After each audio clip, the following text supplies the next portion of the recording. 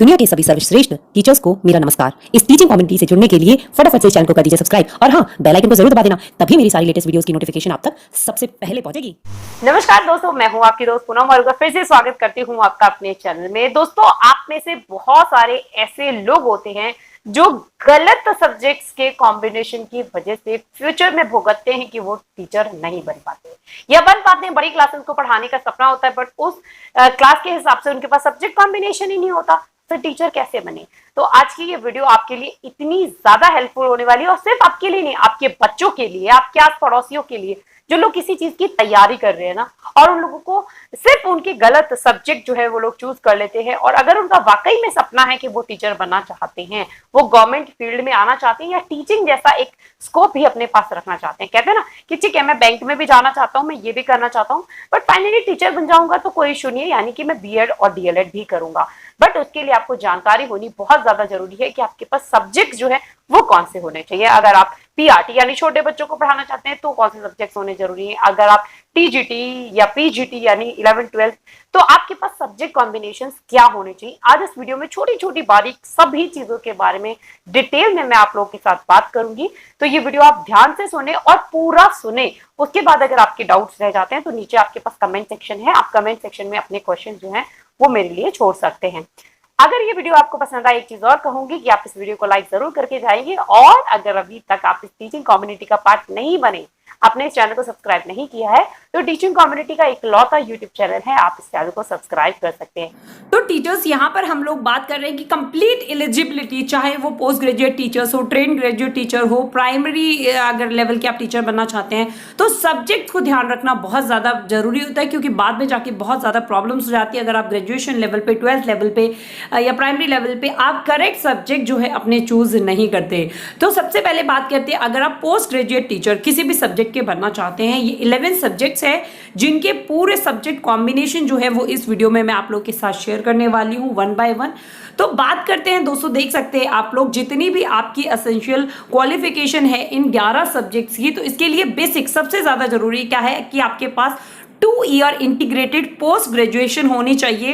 अगर आप MSc course of recognition college और एनसीईआरटी के थ्रू जो होता है, मतलब इनमें से जिस भी सब्जेक्ट के आप टीचर बनना चाहते हैं, उस सब्जेक्ट में आपको पोस्ट ग्रेजुएशन जो है 2 साल की आपकी कंप्लीट होनी चाहिए, और उस मास्टर डिग्री में आपके 50% मार्क्स होने बहुत ज्यादा जरूरी है। ये बेसिक है अगर आप पीजीटी पोस्ट पे किसी भी सब्जेक्ट के लिए अप्लाई करना चाहते हैं। अगर इंग्लिश के लिए तो आपने इंग्लिश से ही पोस्ट ग्रेजुएशन की हो। हिंदी के लिए बहुत ज्यादा जरूरी हो जाती है, हिंदी में जो टीचर्स हैं वो कंफ्यूज हो जाते हैं, तो हिंदी के लिए हिंदी और Sanskrit with Hindi as one of the subject at graduation level. बहुत ज्यादा जरूरी है कि आपके पास ग्रेजुएशन में हिंदी एज अ सब्जेक्ट जो है वो होना चाहिए। पोस्ट ग्रेजुएशन आप हिंदी में भी हो सकती है, संस्कृत में भी हो सकते हैं, बट ग्रेजुएशन में आपके पास हिंदी जरूर होनी चाहिए। इंग्लिश पीजीटी के लिए देखिए, आपने ऐसी कोई क्राइटेरिया नहीं था, बस इंग्लिश में आपने पीजीटी मतलब पोस्ट ग्रेजुएशन एमए इंग्लिश वगैरह जो भी है वो किया होना चाहिए, ग्रेजुएशन के सब्जेक्ट से कोई मतलब नहीं था। बट हिंदी के टाइम पर आपका ग्रेजुएशन का सब्जेक्ट जो है वो बहुत ज्यादा मैटर करता है। अब बात करते हैं पीजीटी फिजिक्स की, तो यहां पर फिजिक्स से या इलेक्ट्रॉनिक्स से या अप्लाइड फिजिक्स से या न्यूक्लियर फिजिक्स से आप किसी से भी पोस्ट ग्रेजुएशन होने चाहिए, तब आप पीजीटी फिजिक्स के लिए अप्लाई कर सकते हैं। पीजीटी केमिस्ट्री की बात करते हैं, तो केमिस्ट्री या बायोकेमिस्ट्री दोनों में से किसी में से भी अगर आपने पोस्ट ग्रेजुएशन कर रखी है तो आप पीजीटी केमिस्ट्री के लिए अप्लाई कर सकते हैं। अब इकोनॉमिक्स की बात आती है, तो इकोनॉमिक्स से या अप्लाइड इकोनॉमिक्स से या बिजनेस इकोनॉमिक्स से, सिर्फ ये तीनों इकोनॉमिक्स होनी चाहिए। तो अगर आपने किया हुआ है कोर्स तो आप यहां पर पीजीटी टीचर बन सकते हैं। अब पीजीटी कॉमर्स के लिए मास्टर डिग्री ऑफ कॉमर्स आपके पास चाहिए, यानी पोस्ट ग्रेजुएशन फ्रॉम कॉमर्स।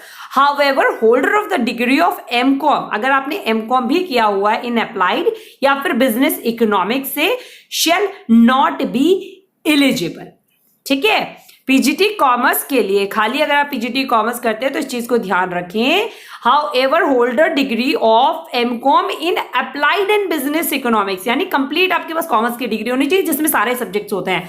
अगर खाली आपने अप्लाइड बिजनेस इकोनॉमिक्स से कर रखा है तो यहां पर आप जो है अप्लाई नहीं कर सकते। पीजीटी मैथ्स की बात करते हैं तो मैथ्स में या अप्लाइड मैथ्स में अगर आपने पोस्ट ग्रेजुएशन कर रखी है तो आप मैथ्स पीजीटी के लिए अप्लाई कर सकते हैं। पीजीटी बायो के लिए अगर बात करते हैं तो चाहे बॉटनी हो, चाहे जियोलॉजी हो, लाइफ साइकिल हो, बायोसाइकिल हो, जेनेटिक्स हो, माइक्रोबायोलॉजी हो, बायो टेक्नोलॉजी हो, botany and geology at graduation level also, ये चीज का जरूर ध्यान रखें, तभी आप पीजीटी बायो के लिए अप्लाई कर सकते हैं। अब बात करते हैं पीजीटी हिस्ट्री के लिए, तो आपने बस पीजीटी हिस्ट्री कर रखी हो, पीजीटी ज्योग्राफी के टाइम पर आपने सिर्फ पीजीटी ज्योग्राफी कर रखी हो, तो ये साथ साथ जब आपने ये 50% मार्क्स तो चाहिए, तो उसके साथ साथ आपको बीएड या बीएड के कोई भी इक्विवेलेंट डिग्री जो है वो होनी बहुत ज्यादा जरूरी है। और अलग अलग जगह के लिए अगर अलग अलग जैसे डीएसएसबी है, केवी के लिए आप अप्लाई करते हैं तो वहां पर आपकी हिंदी इंग्लिश जो लैंग्वेज स्किल्स हैं उनके ऊपर बात करनी बहुत ज्यादा जरूरी हो जाती है, यानी इन लैंग्वेजेस में जो आपकी पकड़ है वो बहुत ज्यादा अच्छी होनी चाहिए। तो अब जो आपके 10 सब्जेक्ट्स थे वो तो हो गए, जो आपके उसमें बीएड भी होना चाहिए, 50% मार्क्स भी होना चाहिए, बट बात करते हैं आपका 11th सब्जेक्ट जो है कंप्यूटर साइंस का, तो at least 50% marks in aggregate in any of the following, ये आपके पूरे इन्होंने दे रखे हैं कोर्सेज। इसमें आप इसे स्क्रीनशॉट लेके जो है डिटेल में इसके क्या क्या कोर्सेज हैं, लैंग्वेजेस हैं, क्या क्या चीजें हैं आपको होनी चाहिए अगर आप कंप्यूटर साइंस के पीजीटी टीचर बनना चाहते हैं, तो स्क्रीनशॉट ले लीजिए और आराम से सारी जितनी भी रिक्वायरमेंट्स हैं उन्हें अच्छे से पढ़ लीजिए, उसके बाद ही आप इसमें अप्लाई कर सकते हैं। तो ये ऑलमोस्ट पीजीटी पोस्ट जो है एक तरीके से मैं केवी का क्राइटेरिया लेके चल रही हूं आप लोगों के सामने, तो ये आपके कंप्लीट हो गए। केवी में इन्हीं पोस्ट के लिए जो है वैकेंसीज क्रिएट की जाती हैं। अब इसके अलावा the post of train graduate teachers जिन्हें कहा जाता है टीजीटी, यानी कि 9th और 10th के जो टीचर्स होते हैं, तो 9th एंड 10th के अगर आप टीचर बनना चाहते हैं तो उसमें आपके सामने ये 9 सब्जेक्ट जो है मेन सब्जेक्ट, इनकी पोस्ट जो है वो क्रिएट होती हैं। पहला है जैसे आपका English, Hindi, social studies, science, Sanskrit, math, physical health and education जिसे फिजिकल एजुकेशन कहते हैं, art and education and work experience, ये सब्जेक्ट जो है इनकी जो टीचर्स की रिक्वायर्ड सब्जेक्ट क्वालिफिकेशंस होती हैं उसके बारे में हम बात करेंगे टीजीटी टीचर्स की।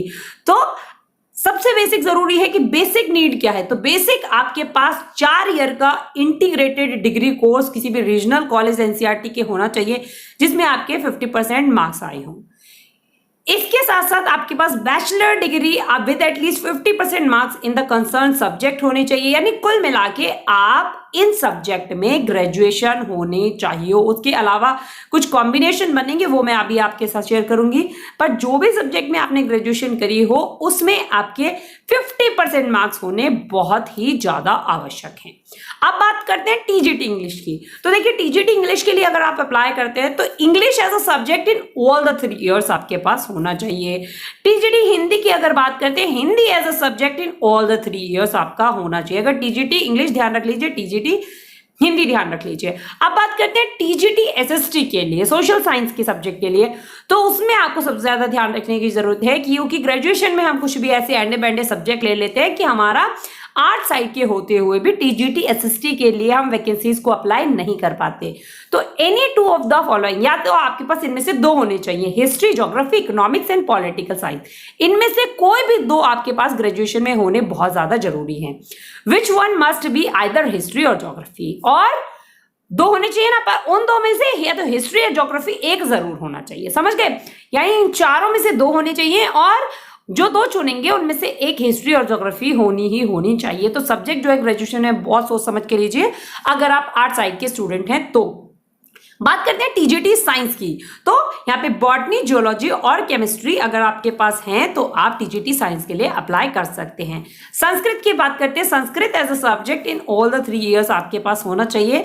मैथ्स की बात करते हैं तो bachelor degree in maths with any 2 of the following, यानी physics, chemistry, electronics, computer science and statistics, इनमें से कोई भी 2 आपके पास ग्रेजुएशन में ये सब्जेक्ट होने चाहिए, तभी आप टीजीटी मैथ्स के लिए अप्लाई कर सकते हैं। तो ये आपके टीजीटी के हो गए। उसके बाद आती है नेक्स्ट बारी टीजीटी फिजिकल एजुकेशन की। फिजिकल एजुकेशन के लिए bachelor degree in physical education और इक्विवेलेंट होना चाहिए, यानी फिजिकल एजुकेशन से आपने बैचलर्स की हो, ग्रेजुएशन की हो।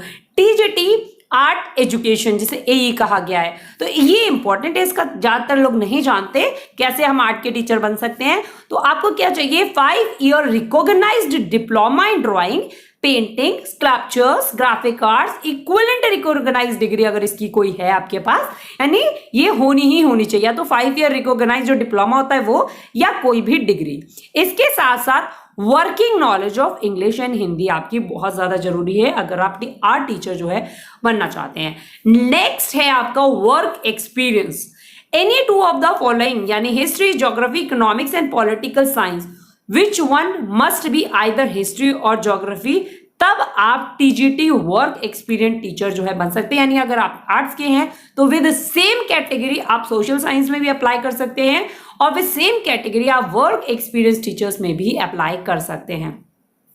अब ये जो मैंने अभी आपके साथ शेयर करे हैं, अगर इनमें से आपको कोई भी डाउट है, क्योंकि ये स्पेशल सी कैटेगरी हो जाती है, थोड़ी सी अलग से आप इन्हें देख लीजिए, स्क्रीनशॉट लेके पढ़ लीजिए, तो कोई डाउट होता है तो आप लोग मुझे कमेंट सेक्शन में लिख सकते हैं। अगर वीडियो अभी तक आपने लाइक नहीं करी है ना, तो ये चीटिंग हो जाएगी भाई। आप वीडियो को लाइक जरूर कर देना, और अगर अभी तक आप इस टीचिंग कम्युनिटी का पार्ट नहीं बने, आपने चैनल को अभी तक सब्सक्राइब नहीं किया है, तो फिर देर किस बात के, फटाफट से चैनल को कर लीजिए सब्सक्राइब, जो कि बिल्कुल फ्री है।